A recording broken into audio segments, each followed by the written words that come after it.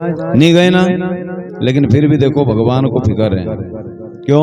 क्योंकि भगवान कहता है कि तू आधी रात को भी मेरे लिए एक कदम चल करके आएगा तो मैं तेरे लिए 10 कदम चलूंगा, और यदि तू एक कदम भी नहीं चला तो फिर भगवान को भी कोई गरज नहीं है साहब जो आपके लिए आधी रात को दौड़ करके आए, फिर आपका काम रुके या ना रुके। तो आज सभी साधु संत ऋषि की जो मंडली थी साहब, वो पहुंची भक्त अजामिल के गांव में।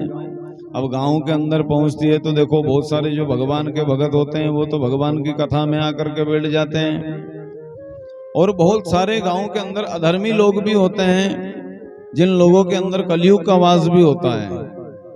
या तो धर्म का काम होने मत दो, या धर्म का काम हो रहा है तो उसमें जाकर के टांग अड़ाने का काम करो, या तो फिर उनकी टांग खींचने का काम करो, या फिर जहां पर कलयुग का 4 जगह वास बताया गया है तो उसमें से एक वास का बैठना उनमें। और बैठना कहां पर? जहां पर जुआ पत्ता खेलने का काम हो, वो एक अलग ही ग्रुप बना करके बैठ जाते हैं। तो गांव के अंदर जैसे ही वो साधु की जमात आई, उन्होंने पूछा जय श्री राम, तो सभी ने जय श्री राम कहा। कहने लगे कि आपके गांव के अंदर ऐसा कोई भगवान का प्रेमी है, ऐसा कोई सच्चा भगत है जो आज रात्रि हम लोग यहीं पर रुकें तो वो हमें कुछ सूखा सामान दे दे जिससे हम प्रेम से भोजन बना करके पालेंगे और सुबह होते ही हम चले जाएंगे। गांव के लोगों ने विचार किया कि एक काम करो, अगर घर भी किसी भगत का बताना है तो वो अजामिल का बताओ, और उस डाकू के घर को बताओ कि वहां जाएं तो भोजन का सामान तो ठीक, लेकिन इनके पास में जो सामान है साधु की जमात के पास में, वो सामान भी वो लूट करके अपने घर के अंदर रख ले तो बड़ा आनंद आएगा। सभी संत समाज आज उन गांव वालों के कहने पर भक्त अजामिल के द्वार पर पहुंचते हैं, लेकिन द्वार पर जब पहुंचे और आवाज लगाई कि भक्त अजामिल कहाँ हो, आप बाहर निकल करके आओ। संध्या कालीन का समय था, इसलिए अजामिल गहरी नींद के अंदर सोया हुआ था साहब। लेकिन अजामिल के साथ में जो गणिका रहती थी, वो गणिका घर से निकल करके आई, और जैसे ही अपने महल के द्वार पर संत समाज को देखा तो अपनी आंखों से अश्रुओं की धारा बहाने लगी, रोने लगी उन संतों को देख करके। सभी संत लोग कहते हैं कि हे गणिका, ये भक्त अजामिल का घर है। तो गणिका मुस्कुरा कर कहती है कि प्रभु, ये भक्त अजामिल का घर था, आज नहीं है। क्यों? क्योंकि स्वर्ग जैसे घर को इसने नर्क बनाया है।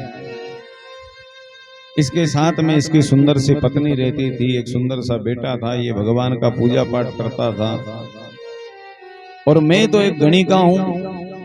लेकिन जिस दिन इसने किसी अन्य पुरुष के साथ में मुझे देखा तो इसके आंखों के द्वारा इसके शरीर के अंदर भी वो काम प्रविष्ट हो गया, और ये मुझे उठा करके लाया और अपनी सुंदर सी पत्नी का त्याग कर दिया इसने।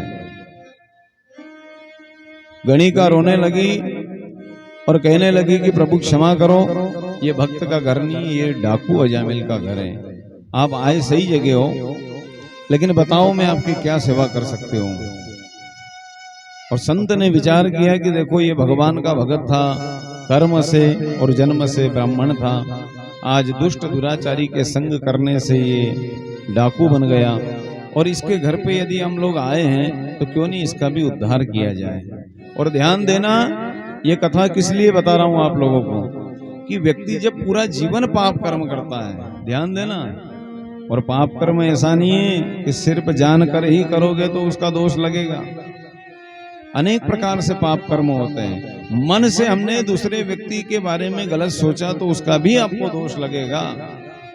आप रास्ते में जा रहे हो, किसी चींटी के ऊपर पैर लगा, किसान लोग भाई खेती काम करते हैं तो अनेक प्रकार के जीवों की हत्या होती है हमारे हाथों से, लेकिन उसका पाप नहीं लगता है जो अनजाने में हुआ। लेकिन जानबूझ करके यदि पाप करोगे नहीं। आपको एक और बात बताएं, व्यक्ति जब चोरी करता है तो वो आसपास देखता है कि ये देख तो नहीं रहा है पड़ोसी मुझे, इस दीवार के ऊपर देखो कहीं कैमरा तो नहीं लगा हुआ है, इधर देखता है कि सामने वाला पड़ोसी तो नहीं देख रहा है मैं चोरी करने के लिए आया हूं तो।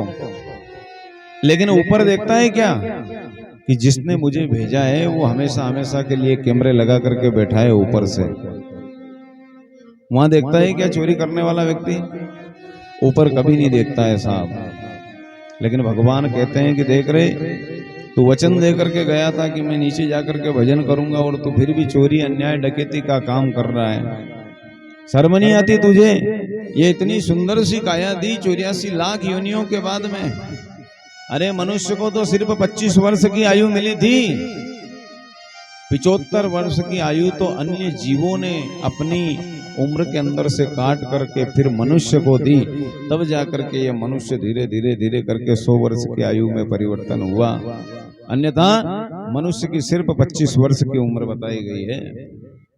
5 वर्ष कुत्ते ने उम्र प्रदान करी, 10 वर्ष गधे ने उम्र प्रदान करी, 5 वर्ष ऐसे ऐसे करके अनेक प्रकार के जो 84 लाख योनियों के अंदर जीव थे, सभी ने अपनी अपनी उम्र प्रदान करी। 5 साल गाय ने प्रदान करी साहब। तो उसी प्रकार शरीर के अंदर वो लक्षण भी आते हैं। 5 साल के लिए व्यक्ति कुत्ते की तरह भौंकने का काम करता है, वो जवानी में हो या बुढ़ापे में। और जब जोर जोर से अपने घर परिवार के सदस्यों के ऊपर चिल्लाने का काम करे, उस समय समझना है आपको कि ये इसकी उम्र नहीं है, ये कुत्ते की उम्र चालू हो गई है। जब 10 वर्ष वो गधे की तरह अपनी पीठ के ऊपर बोरी को लाद करके काम करना प्रारंभ कर दे, उस समय समझ लेना कि ये इसकी उम्र नहीं है साहब, ये तो गधे की उम्र है, जो ये वजन को लाद करके वो उस उम्र को पार करने का काम कर रहा है। तो भगवान ने इतनी सुंदर काया हम सबको प्रदान करी है।